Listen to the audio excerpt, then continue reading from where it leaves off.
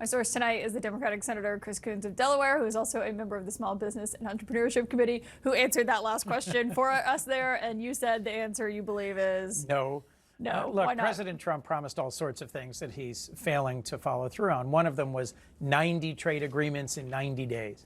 As we're seeing once again, he's threatened huge tariffs. He's threatened and berated a whole lot of our close allies and partners. And in relatively few cases has he actually implemented high tariffs. We're getting closer to when he may very well in another week implement tariffs against dozens and dozens of countries. I'll remind you, a tariff is a tax that average American consumers pay.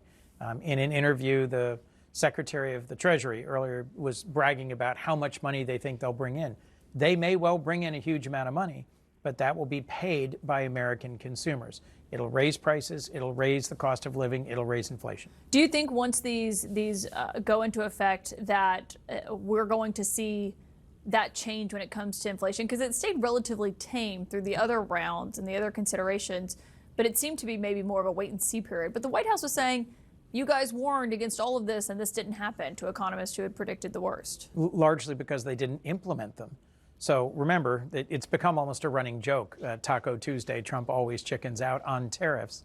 He has threatened to impose huge tariffs on a number of our closest trading partners and then delayed them again, and delayed them again. So to the extent we may be about to see, for example, a 35% tariff on goods from Canada, that would have a significant impact. So we haven't seen huge increases in inflation and costs, or a big drop in the stock market, or a big drop in economic growth, because they haven't implemented tariffs of the level that Trump's been threatening. If he actually goes through with it now, finally, I think it could have some very negative consequences for businesses of all types and for families all over the United States. Yeah, I mean, this executive order basically means he's significantly putting higher tariffs on virtually every trading partner the United States has. It's got a 15% rate that's the new tariff floor, which the United States has a trade deficit for those countries. That's about 40 countries that'll at least pay that.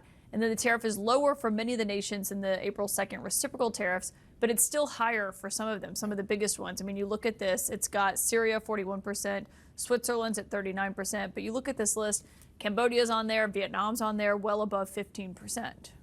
Some of our largest trading partners, Canada, the European Union, Brazil, are going to see significant increases, double-digit increases. And that contributes to the cost of living. So, for example, if affordability in housing is one of the biggest problems in the United States, you can't build new housing at scale in the United States without wallboard from Mexico, without plywood lumber from Canada. Lots of the core inputs for building housing come from other countries, from our closest trading partners. For most Americans, most of the vegetables and most of the fruit that you eat come from other countries. So whether it's shoes and clothing, whether it's electronics and cars, whether it's construction and housing, we're going to see increasing costs if Trump actually imposes tariffs as high as he's threatening. And this has obviously been a huge subject on Capitol Hill. As we've even seen this playing out in the courts, people challenging it.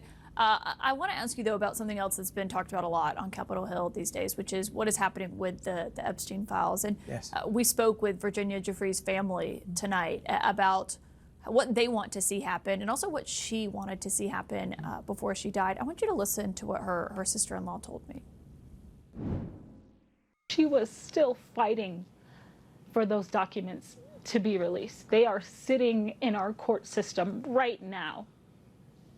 She wanted the world to know what they've done to her and so many other survivors. And she had been fighting that to her very last day. And I think we have taken that mantle on, and we will continue to fight with her and for all the other survivors so that their truth is known to the world and that they're vindicated.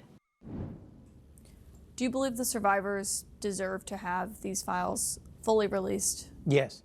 Virginia was an advocate. She was a survivor, and she was someone who stood up and spoke out about her own experience as a victim of sex trafficking, as an advocate for others who were as well.